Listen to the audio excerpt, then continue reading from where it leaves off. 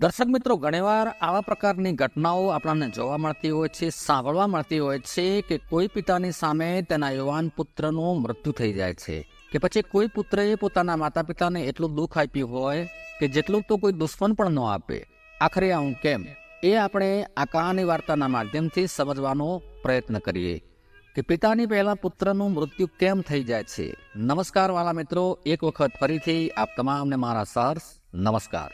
કહાની વાર્તા શરૂ કરતા પહેલા આપ સૌને મારી નમ્ર વિનંતી છે કે આ વિડીયોના અંત સુધી જોડાયેલા રહી અને આ કથા વાર્તાને સંપૂર્ણ સાંભળો અને વિશેષ કમેન્ટ બોક્સમાં હર હર મહાદેવ જરૂરથી લખી દેજો, જેથી ભગવાન ભોળાનાથની અસીમ કૃપા દ્રષ્ટિ આપણા સૌના ઉપર નિરંતર બની રહે.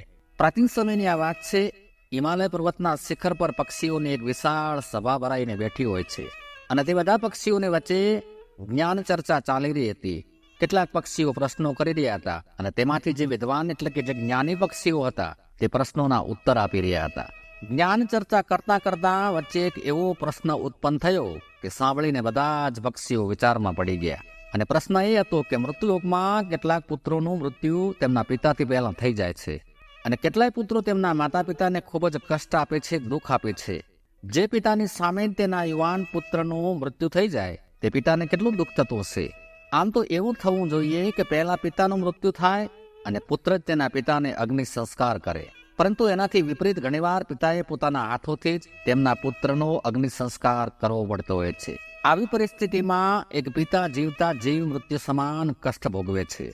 ઘણા પરિવારોમાં દીકરાઓ પોતાના મા બાપ સાથે શત્રુ જેવો વ્યવહાર કરતા હોય છે, તેમની સાથે મારપીટ કરે છે, તેમની દેખરેખ રાખતા નથી, તેમને એકલા છોડી દેતા હોય છે.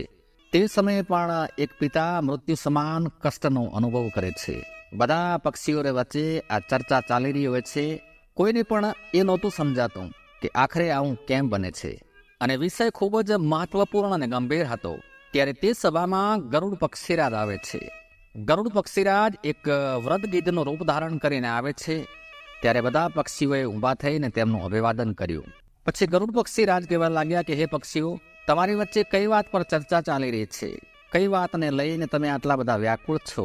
ત્યારે બધા પક્ષીઓમાંથી એક પક્ષી ઊભો થઈને કહે છે કે હે પક્ષીરાજ, અમારી વચ્ચે જે સંવાદ ચાલી રહ્યો છે તેમાં એક પ્રશ્ન ઉત્પન્ન થયો છે કે પિતાના પહેલા તેના પુત્રનું મૃત્યુ કેમ થઈ જાય છે. અમારે તે પ્રશ્નનો જવાબ જાણવો છે. ત્યારે ગરુડ પક્ષીરાજ કહે છે કે પક્ષીઓ, સનાતન ધર્મશાસ્ત્રોના અનુસાર કોઈ પણ જીવનું જીવન ગયા જન્મ પર આધારિત હોય છે અને એ પણ જરૂરી નથી કે તમારું આખું જીવન ગયા જન્મ પર જ આધારિત હોય, પરંતુ જો ગયા જન્મનો આપણો કોઈ હિસાબ કિતાબ બાકી રહી ગયો હોય તો આપણે તેને આ જન્મમાં પૂરો કરવો પડે છે. પહેલાં આપણે સમજવું પડશે કે આપણા કર્મ જ આપણી ગતિ નક્કી કરે છે. તમારા દ્વારા કરવામાં આવેલા કર્મ તમારા ભવિષ્યને નિર્ધારિત કરે છે. કર્મ 4 પ્રકારના હોય છે. નંબર 1 સંચિત કર્મ, નંબર 2 પ્રારબ્ધ કર્મ, નંબર 3 આગામી કર્મ અને નંબર 4 વર્તમાન કર્મ. આ ચારેય કર્મોનું અલગ અલગ ફળ હોય છે.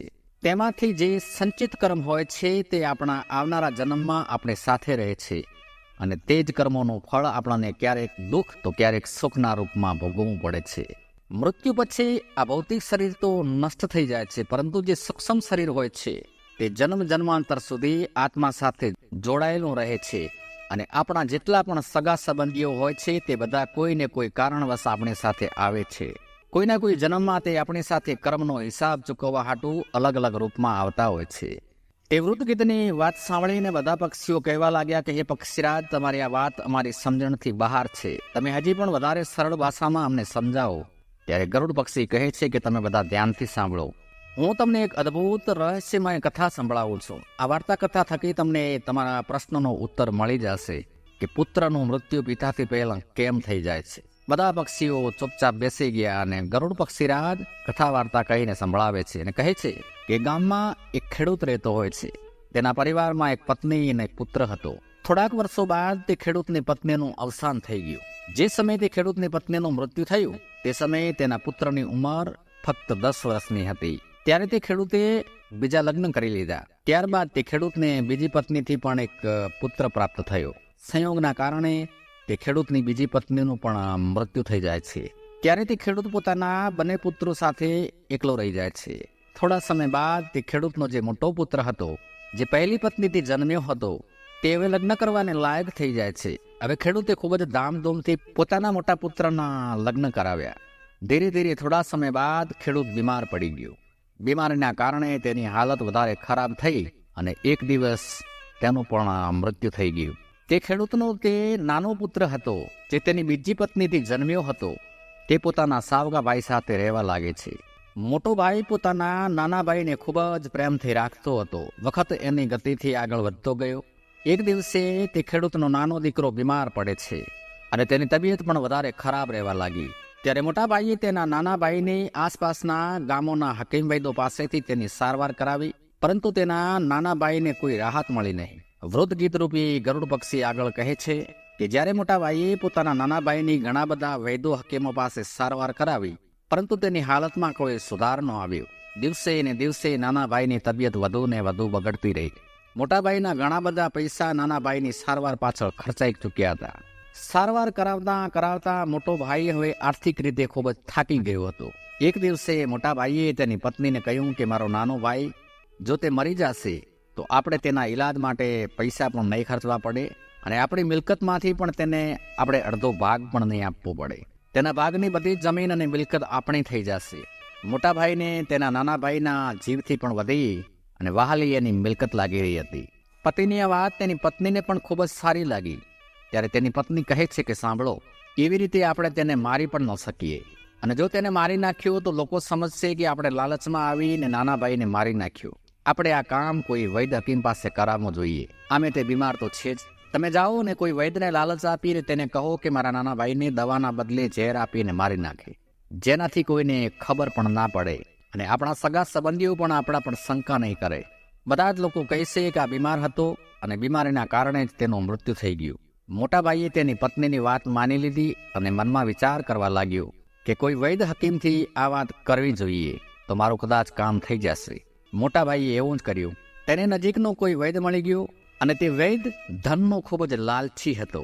જ્યારે મોટા ભાઈએ તે વૈદ્યને બધી વાત કરી કે મારે મારા નાના ભાઈને ઝેર આપીને મરાવી નાખવાનો છે, ત્યારે આ વાત સાંભળીને વૈદ્ય એક વખત તો થોડો ગભરાઈ ગયો. પરંતુ જ્યારે તે ખેડૂતના મોટા પુત્રએ તે વૈદ્યને એક મોટી લાલચ આપી, ત્યારે તે વૈદ્ય આ કામ કરવા હાટું તૈયાર થઈ ગયો. તેનો નાનો ભાઈ બીમાર હતો અને તે વૈદ્ય તેનો ઈલાજ કરવાના બહાને તેને જોવા માટે આવે છે અને તેના ઈલાજ કરવાના બહાને તેને ઝેર આપી અને જાતો રહે છે. ઝેરના પ્રભાવના કારણે તરત જ તેનું મૃત્યુ થઈ જાય છે. પોતાના નાના ભાઈના મૃત્યુ પર મોટો ભાઈ અને તેની પત્ની મનોમન ખૂબ જ ખુશી મનાવે છે અને તેઓ બંને વિચારવા લાગે છે કે હવે આપણા રસ્તાનો કાંટો નીકળી ગયો છે. તેના ભાગની બધી જમીન અને મિલકત પણ હવે આપણે થઈ ગઈ. તે મનથી બંને ખૂબ જ પ્રસન્ન હોય છે, પરંતુ એમને એ ખબર નથી હોતી જે ખુશી બીજાના દુઃખ પર આધારિત હોય છે, જે ધન હિંસા કરીને કમાવામાં આવે છે, ધન ક્યારે સુખ આપી શકતું નથી. અને જે લોકો બીજાથી છળ કરીને સુખ મેળવવાની કામના રાખતા હોય છે, તેમના જીવનમાં એક દિવસ મહાભયાનક દુઃખ આવે છે. વૃદ્ધ ગીતરૂપી ગરુડ પક્ષી આગળ કહે છે કે આ રીતે મોટા ભાઈએ તેના નાના ભાઈને મારી નાખ્યો અને તેની બધી જ ધન સંપત્તિ માલ મિલકત પર પોતાનો અધિકાર જમાવી દીધો. તેમના કોઈ સગા સંબંધી કે પરિવારના લોકોને પણ આ વાતનો શક ના થયો. સગા સંબંધીઓ, મિત્રો, પારિવારિક ભાઈઓ તો એવું વિચારી રહ્યા હતા કે આ ભાઈ કેટલો સારો છે, પોતાના સાવકા ભાઈનો કેટલો બધો ઈલાજ કરાવ્યો, તેની કેટલી દેખભાળ રાખી, તેની કેટલી સેવા કરી, પરંતુ તે બિચારો તેને બચાવી શક્યો નહીં અને તે કરી પણ શું શકે. એના નાના ભાઈની બીમારી જીવલેણ હતી અને છેવટે એ બિચારાનું મૃત્યુ થઈ ગયું. દુનિયાવાળાને શું ખબર હતી કે નાનો ભાઈ મર્યો નહોતો, પરંતુ તેને મારી નાખવામાં આવ્યો હતો. વખત ધીરે ધીરે પસાર થતો ગયો. થોડા સમય બાદ તે ખેડૂતના મોટા દીકરાના પત્નીના કુખેથી એક દીકરાનો જન્મ થયો. પુત્ર પ્રાપ્તિની ખુશીમાં તે બંને પતિ પત્નીના ખુશીનો કોઈ પાર ન હતો. ખૂબ જ ધામધૂમથી તેના પુત્રનો જન્મદિવસ મનાવવામાં આવે છે. આખા ગામમાં મીઠાઈઓ વેચવામાં આવી અને ખૂબ જ લાડ અને પ્રેમથી તે બંને પોતાના પુત્રનું પાલન પોષણ કરવા લાગી ગયા. થોડા વર્ષોમાં તે દીકરો યુવાન થઈ ગયો. તેમણે પોતાના પુત્રના એક સુંદર કન્યા જોઈને લગ્ન કરાવી દીધા. ખૂબ જ ધામધૂમથી તે ખેડૂતે પોતાના પુત્રના લગ્ન કરાવ્યા. તેણે પોતાના પુત્રના લગ્નમાં ખૂબ જ પૈસાનો ખર્ચ કર્યો. દીકરાની વહુ હવે ઘરમાં આવી ગઈ હતી. જ્યારે તેના દીકરાના લગ્ન થઈ જાય છે ત્યારથી તેનો દીકરો ખૂબ જ બીમાર રહેવા લાગે છે. મા બાપે તેના ઈલાજ માટે ઘણા બધા હકીમ વૈદ્યોને બોલાવ્યા, મોટા મોટા ડોક્ટરોને બોલાવ્યા અને તેનો ઈલાજ કરાવવા લાગ્યા. મોગા વૈદ્ય ડોક્ટરો પાસેથી ઈલાજ કરાવ્યો. પાણીની જેમ ધન ખર્ચ કર્યું જેથી કે તેમનો દીકરો જલ્દીથી સાજો થઈ જાય. તે તે ખેડૂતે પોતાના દીકરાના ઈલાજ પાછળ પોતાની અડધી સંપત્તિ ખર્ચ કરી દીધી, પરંતુ કહેવાય છે કે જેના પર જેટલું કર્જ હોય છે તેને તેણે જરૂરથી ચૂકવવું પડે છે, ભલે તે કોઈ પણ રીતે ચૂકવે. તે દીકરાની તબિયત દિવસે ને દિવસે ખરાબ થતી જ ગઈ. બીમારીના કારણે તે દીકરો મૃત્યુની નિકટ આવી ગયો હતો.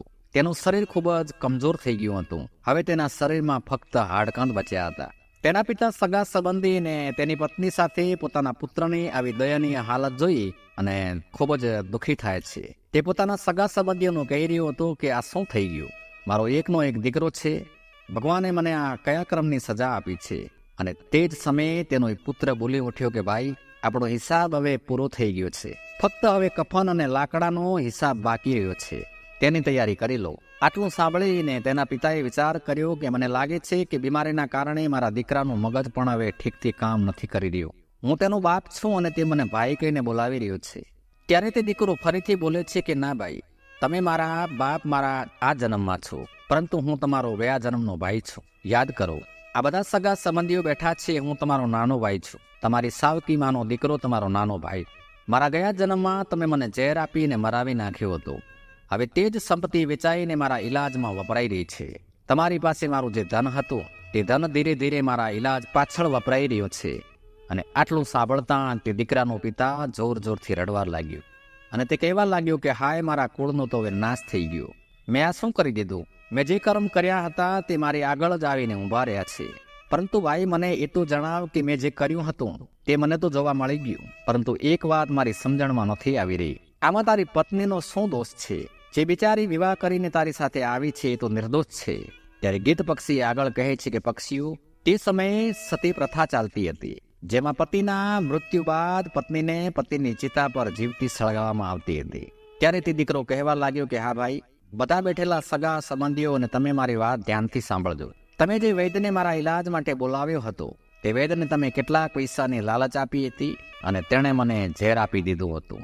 જે દુષ્ટ પૈસાના કારણે કોઈને મારે છે તો તેને પણ તેનું ફળ અચૂક ભોગવવું પડે છે. દીકરો કહી રહ્યો હતો કે જે વૈદ્ય મને ઝેર આપ્યું હતું તેના વિશે તમને કંઈ ખબર છે? ત્યારે તેના પિતા કહેવા લાગ્યા કે હા દીકરા, મને ખબર છે. તારા મૃત્યુના 3 વર્ષ બાદ તે વૈદ્ય પણ મરી ગયો હતો. દીકરાએ કહ્યું કે તે જ વૈદ્ય આ જન્મમાં મારી પત્ની બનીને આપણા ઘરમાં આવ્યો છે. મારા મૃત્યુ બાદ હવે તેને જીવતો સળગાવવામાં આવશે. તેને પણ તેના કર્મનું ફળ જરૂરથી ભોગવવું પડશે. આપણા જીવનમાં આવનારા દરેક પાત્ર અને દરેક ઘટના આપણા કર્મો પર આધારિત હોય છે. આપણે જેવું વાવીએ છીએ તેવું જ આપણને લણવા મળે છે. આજે નહીં તો કાલે આપણને આપણા કર્મોનું ફળ જરૂર મળશે. જીવનના દરેક મુશ્કેલ પ્રશ્નોનું સમાધાન જીવનમાંથી જ મળે છે. અને ગીત પક્ષી આગળ કહે છે કે આવું કહીને તે ખેડૂતનો પુત્ર મૃત્યુ પામે છે. તે ખેડૂતને બીજો કોઈ પુત્ર હતો નહીં. તેની બધી જ માલ મિલકતનો નાશ થઈ ગયો હતો. તેના મૃત્યુ બાદ તેની જે પત્ની હતી તેને પણ તેના પતિની સાથે જીવતી સળગાવી દેવામાં આવે છે. તે વૈદ્યને પણ તેના કર્મનું ફળ મળી જાય છે. જેણે લાલચમાં આવીને તે ખેડૂતના નાના દીકરાને ઝેર આપ્યું હતું. તે વૈદ્ય મરીને તેની પત્ની બન્યો હતો. તેને પણ મૃત્યુરૂપી મહાભયંકર કષ્ટ જરૂર મળ્યું. આ દુનિયામાં 4 પ્રકારના પુત્ર હોય છે અને જે કર્મ તેમણે કર્યા હોય છે તેના અનુસાર તેમને તેનું ફળ મળે છે. ત્યારે બધા પક્ષીઓ કહેવા લાગ્યા કે તે 4 પ્રકારના પુત્ર કયા હોય છે? ત્યારે ગરુડ પક્ષી કહે છે કે ધાર્મિક શાસ્ત્રોમાં 4 પ્રકારના પુત્ર જણાવવામાં આવ્યા છે. પહેલો પુત્ર હોય છે ઋણાનુબંધ, બીજો હોય છે શત્રુપુત્ર, ત્રીજો પુત્ર હોય છે ઉદાસીન અને ચોથો પુત્ર હોય છે સેવક. હવે ધ્યાન રાખવા જેવી વાત એ છે કે પહેલા બંને પુત્રો છે ઋણાનુબંધ પુત્ર અને શત્રુપુત્ર. આ બંને પુત્રો તમારા કર્મોને અનુસાર તમારા ઘરમાં જન્મ લે છે. ત્યારે તેમનું મૃત્યુ જો પિતાથી પહેલા થઈ જાય તો સમજી લેવું જોઈએ કે તે ઋણાનુબંધ કે શત્રુપુત્ર હશે. પ્રચલિત માન્યતાઓ અનુસાર જો તમે તમારા પૂર્વજન્મમાં કોઈ વ્યક્તિને કોઈ પણ પ્રકારનું ગંભીર દુઃખ કષ્ટ પહોંચાડ્યું હોય અને તે વ્યક્તિ તમારી સાથે કોઈ પણ રીતે બદલો લેવા માંગતો હોય અને તે કોઈ કારણસર બદલો ના લઈ શક્યો હોય, કેમ કે તે કમજોર હોઈ શકે અને તે તડપીને મરી જાય, તો નક્કી તે વ્યક્તિ આ જન્મમાં તમારો પુત્ર બનીને પાછો આવશે અને તે પોતાનો બદલો જરૂર પૂરો કરશે અને તમારે તમારા પુત્રનું મૃત્યુ જોવું પડશે. કારણ કે સત્ય છે, જો કોઈ પિતાની સામે તેના પુત્રનું મૃત્યુ થઈ જાય તો તે પિતાને કેટલું અસહનીય દુઃખ થાય છે. અને બીજો પુત્ર જો પિતાને મૃત્યુ સમાન કષ્ટ આપી રહ્યો હોય છે તો સમજી લેજો કે તમારા પૂર્વજન્મનો તે દુશ્મન હોઈ શકે છે.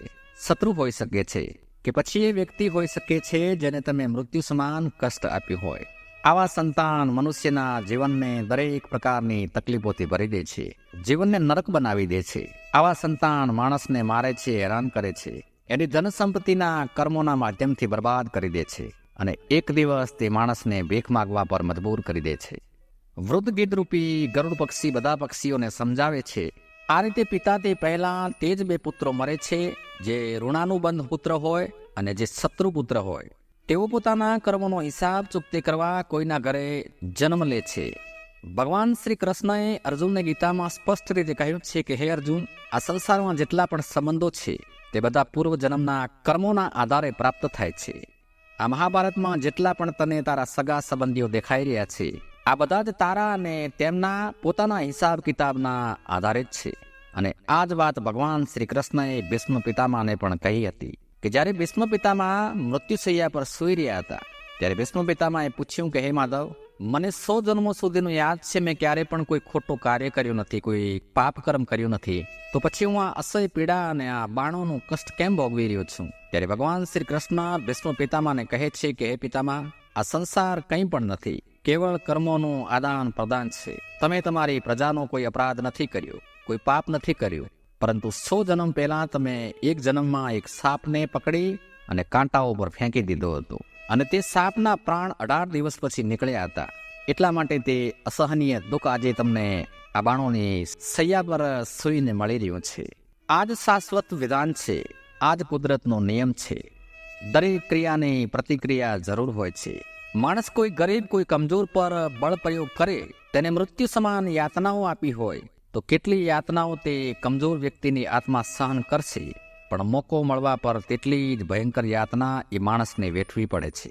ભલે તે પુત્રના રૂપમાં હોય કે પિતાના રૂપમાં હોય કે પછી પત્નીના રૂપમાં, એનો બદલો એ જરૂર લે છે અને ચૂકવવાવાળાએ ચૂકવવો જ પડે છે. તો વાલા દર્શક મિત્રો, આ કથા વાર્તા તમને પસંદ આવી છે એ જ અપેક્ષા સાથે હવે રજા લઈશું, મળીશું બીજા વિડીયોમાં. ત્યાં સુધી આપ સૌને મારા જય શ્રી કૃષ્ણ. હર હર મહાદેવ.